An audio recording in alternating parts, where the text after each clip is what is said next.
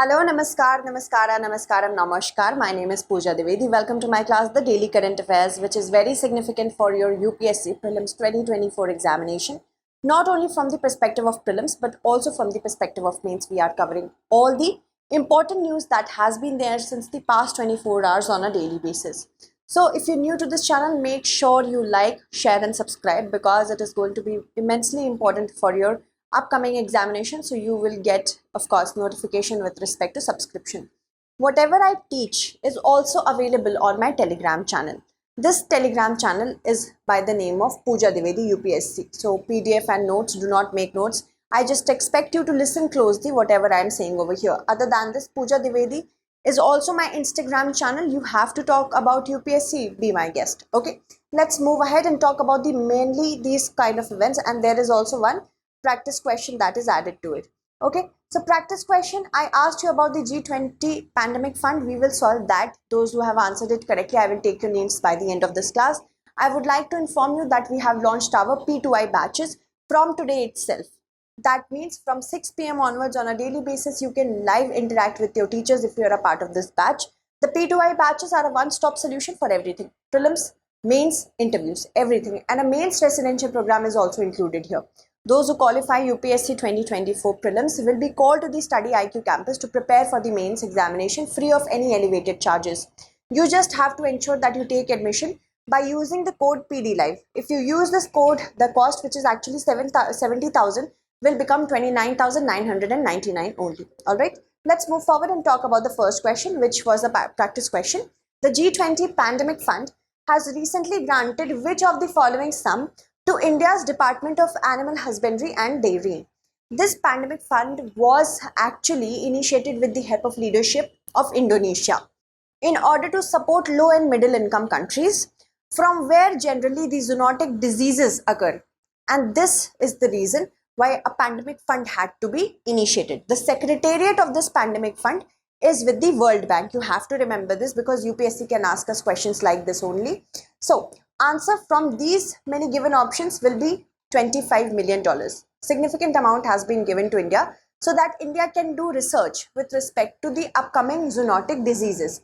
So India has got this. It will bolster the country's animal health system. One health strategy we have. That means not only health of the humans but also health of the animals is important.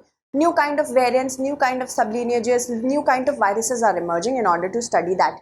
The Pandemic Fund is a multi-stakeholder global partnership.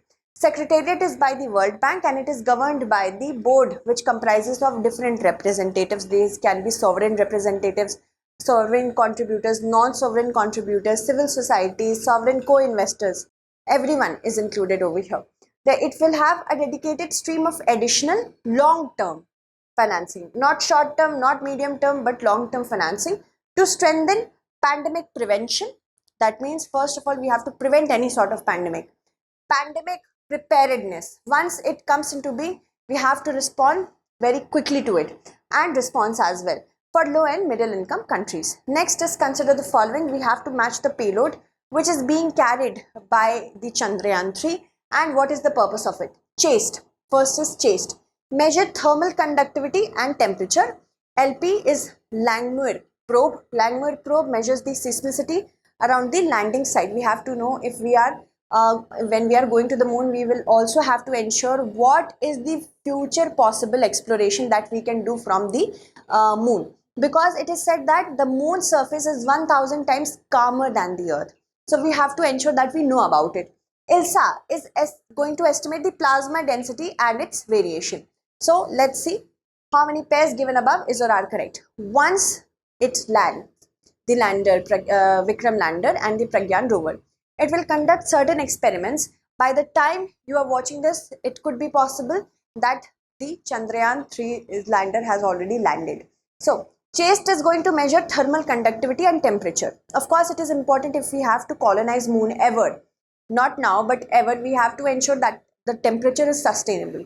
So CHASTE is correct. LP Langmuir probe is going to estimate the plasma density. How is plasma getting created? First of all, that is also one of the biggest mysteries of the universe. And what is the potential of future exploration if we do the plasma thing? This is for Langmuir probe. and ILSA is going to measure the seismicity, if there is any sorts of seismic activity on the moon. So ILSA is going to do this. Only first is correct, second and third are interchanged. One only will be the correct answer. Now the descent of the Chandrayaan III's lander will be in 4 phases. First is rough braking, then altitude hold phase, then fine braking, and finally terminal descent. 4 phases. Because Chandrayaan III is right now moving at a horizontal speed by the time I am recording this class. But when it starts moving towards, it will start becoming vertical because it has to land vertically. And by this time, it also has to move for a particular direction, particular distance it has to cover. At the same time, it has to also move in a vertical manner, as in not fully, but continuously try to become vertical. Then we have altitude hold phase for about 10 seconds. It will use its sensors to calculate if everything is okay with the moon or not. Surface of the moon, is there any sort of crater, is there any sort of boulder. Then fine braking phase is the phase when it will become permanently or completely vertical. And finally we have terminal descent. Okay, terminal descent phase, in that also while it keeps on hovering above the surface of the moon, it will see that is it possible to land here, or if there is any sort of boulder, it can move ahead for 150 meters as well. So this is how it has been designed. I have already covered this, do watch it. Lander and rover configuration has been done. It was launched from the LVM-3 from SDSC SHAR Sriharikota. Propulsion module carried it for up to a period of time, and then it separated the propulsion system and the lander separated, and hence the lander is going to or already has landed. The propulsion module has spectropolarimeter of habitable planet Earth, which is by the name of SHAPE. Propulsion's work was to carry the lander. Now, when we are sending such hugely invested things, we cannot just send them for one purpose. So we have fitted SHAPE in it, SHAPE in the propulsion system, remember this. Okay, to study the spectral and polarimetric measurements of Earth from the lunar orbit so that we can understand the atmosphere also. Lander payloads consist of CHASTE, that is Chandra's surface thermophysical experiment to see the temperature of it, measure the thermal conductivity and temperature, instrument for lunar seismic activity, ILSA. It is going to measure the seismicity around the landing site, not the entire moon, but landing site it is enough. Langmuir probe will estimate the plasma density and the variation, and a passive laser retroreflector array, it is from NASA. It will do the lunar laser ranging studies. Okay, remember this is from NASA. Moving on, rover, which is the Pragyan rover. Once the lander lands, it will send the rover. Rover will move and also mark the surface of the moon with our emblem and the emblem of ISRO as well. Rover will consist of alpha particle X-ray spectrometer and laser-induced breakdown spectroscope for deriving the elemental composition in the vicinity of the landing site, basically to conduct certain scientific in situ scientific experiments. Okay, moving on. Consider the following: capex-led growth, technology-enabled development, green technology, digital infrastructure. How many of the above factors are a part of roadmap? To India's $5 trillion economy, we have to become a $5 trillion economy. And the thing is that by the current situation that we are going, we can do so by the year 2029. But India is trying to become a $5 trillion economy ahead of that. So capex-led growth is going to be one of the factors that are going to be very, you can say, decisive, because capex means capital expenditure. The more expenditure the government does on infrastructure building, it will create employment. When it will create employment, it will create money in the hands of the people. That means it will create demand, and for demand we will give supply.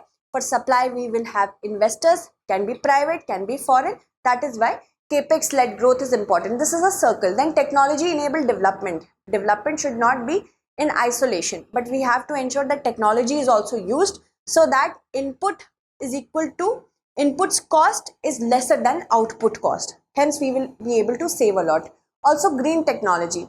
If we are not inclusive of the environment, if we are spending just on, you can say, environmental corroding techniques, environmental disaster will happen and lots of money will be lost. Then we will have to rehabilitate that place. That means we will also have to put in a lot of money again. So this is a loss for the economy. That is why green technology and digital infrastructure, so that inclusion can happen, more and more people can be integrated in one digital portal, and hence everybody looks towards digital upliftment. So 1, 2, 3, 4, all will help. All 4 will be the correct answer. This was a concept based question. Even if you have not learned it or read it somewhere, just because you use your concept and your intellect, you can definitely do this question. At the BRICS summit, Prime Minister Modi has said that we will soon become a $5 trillion economy, and right now United States, China, these are actually dominating the landscape when it comes to huge trillion-dollar economies. India is about $2.66 trillion. This is the range that we see. The government's roadmap to making India a $5 trillion economy is having inclusive growth, promoting digital economy, financial technology, then technology enabled development, energy transition and climate action, because energy transition is also important. We have to depend on renewable energies now. We cannot spend billions of dollars, millions of dollars on importing energy needs like oil, natural gas, coal. We cannot do that, right? So we have to ensure that we transition to new sorts of energy as well, relying on virtuous cycle of investment and growth. Of course, this is the most important one. Goods and services tax, insolvency and bankruptcy code, significant reduction in corporate tax so that they can invest more. Make in India initiative, Startup India strategies, PLIs. PLI is to incentivize manufacturers to manufacture more in India so that it can be exported. So this is a step in the right direction. These important strategies are a step in the right direction for it. In the Union Budget of 2023-2024, substantial increase has been done in capital investment outlay as well for the 3rd year in a row. So continuously we are doing it, 33% to 10 lakh crore, which is 3.3% of the GDP. A capex-led growth will attract investment from private sector as well.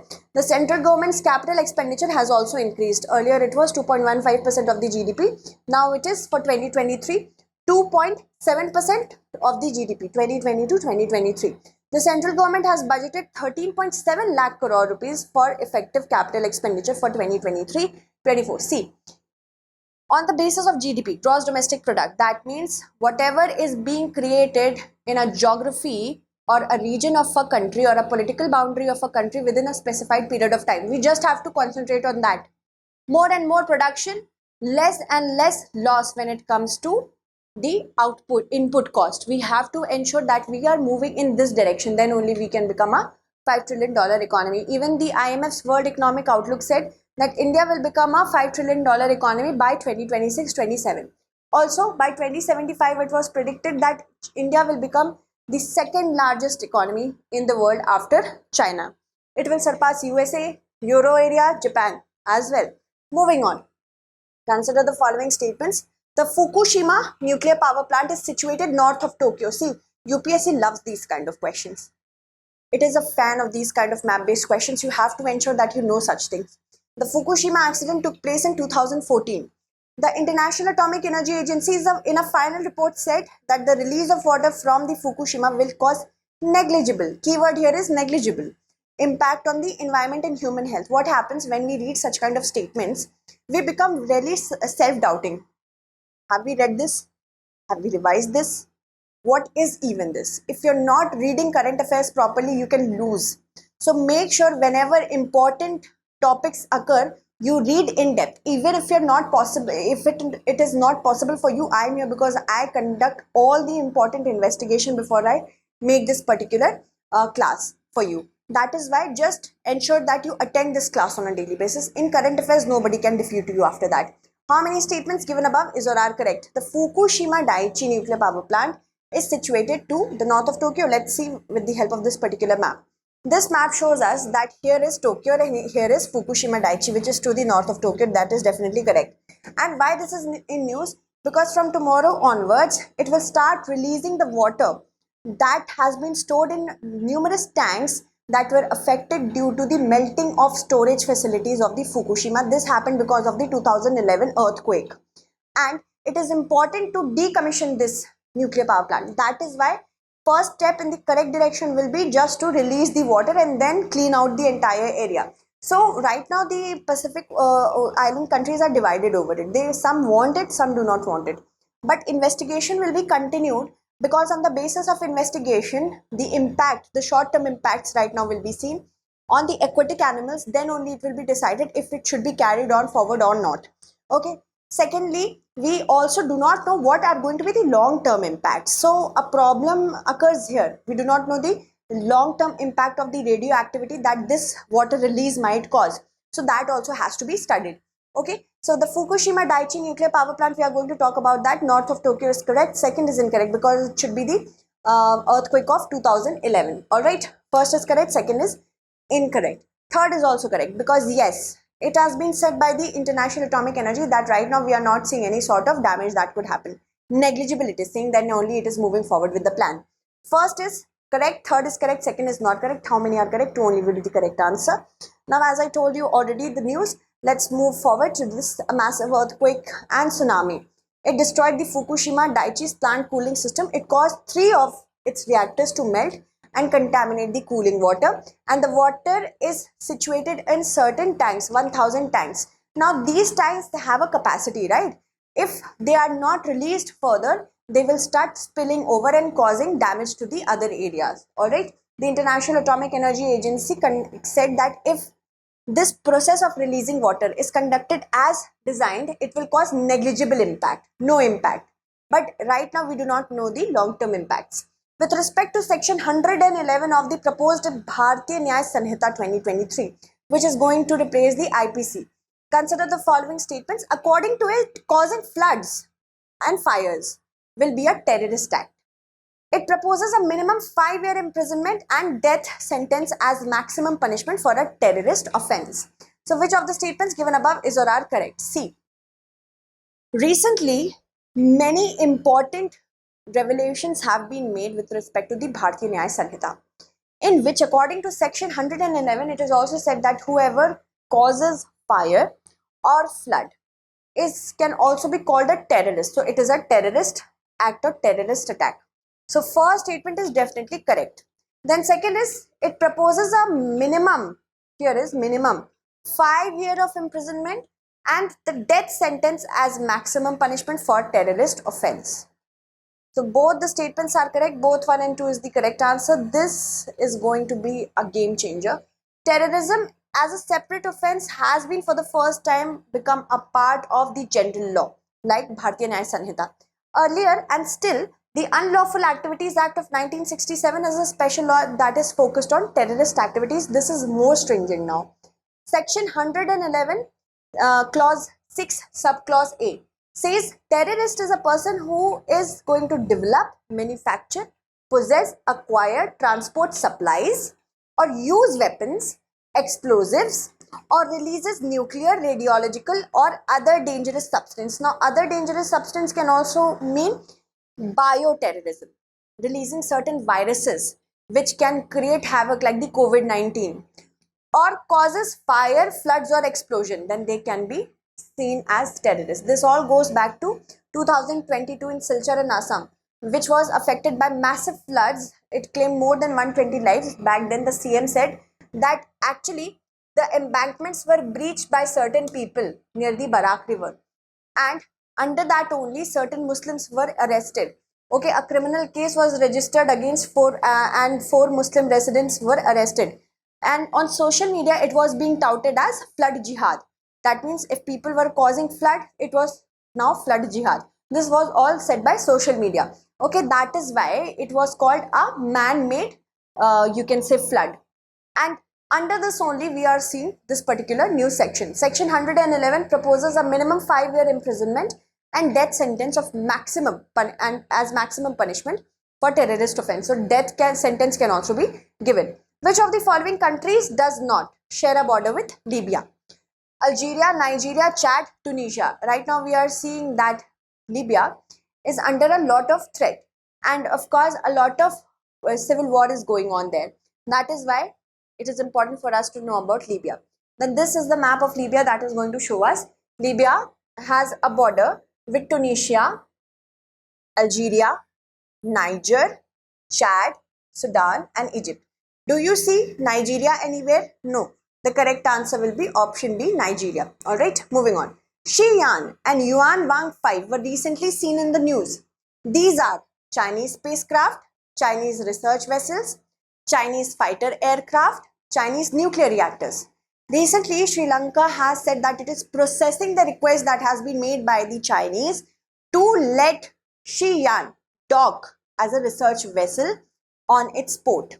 So, the date has not been finalized yet, but Yuan Wang 5 last year went to dock at Hambantota port, saying that we are here just to conduct climate research and marine research, nothing of such as reconnaissance, or we are not going to collect intelligence from India.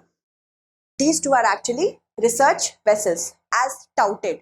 It is nowhere written that these are military warships, okay? But yes, Yuan Wang 5 has the capability of being a military warship. B is correct. Sri Lanka is currently processing. I've already told you all this. Let's move forward. The Chinese research vessel Xi'an 6 is expected to arrive in Sri Lanka for marine research activities in October. It is described as a research or survey vessel. Current draught is reported to be 5.3 meters in length and 17 meters in width, overall 90.6 meters. Yuan Wang 5 has arrived last year. It had arrived last year at the Hambantota port, and this issue was raised not only by India but by the West as well, because importantly, Indo-Pacific is a huge part of the current scenario. And that is why, in order to safeguard that, whenever a ship travels in this direction, it can collect intelligence from Indian posts. Okay, moving on. This is a practice question for you. Whoever answers it correctly, I will take your names in the upcoming segment. On which of the following days the world received its first view of Earth taken by a spacecraft from the vicinity of the moon? That means taking picture of Earth from the vicinity of the moon, from nearness of the moon. 23rd August 1966. Same dates. Years have been changed. 1965, 67, 68. Answer it correctly, and today is 23rd August. Our Chandrayaan is going to land or has already landed. Let me take the names of those students who have answered the last question correctly. So, Vinayak, hello ma'am. Yes, hello. Simran has answered it correctly. Riya has answered it correctly. Mandeep, MJ has answered it correctly. Balvinder has answered it correctly. Saurabh, very good. Omkar has answered it correctly. Mansi, Vivek has answered it correctly. No, Vivek, it's 25. Then Prabhat has answered it correctly. Padmashri has answered it correctly. Shambhav, Komal, Priyanka, Priyadarshan, Siddharth, Manasamnu. If I am unable to take your name, that means your username is somewhat like that. Abhishek, Umesh, Ananya, Tejas. Very good. Others who have answered it correctly also include Jintu, Shrikant, Vaibhav. Yes. Thank you for answering the last question. Answer this question as well. I will take your names as well. Thank you so much.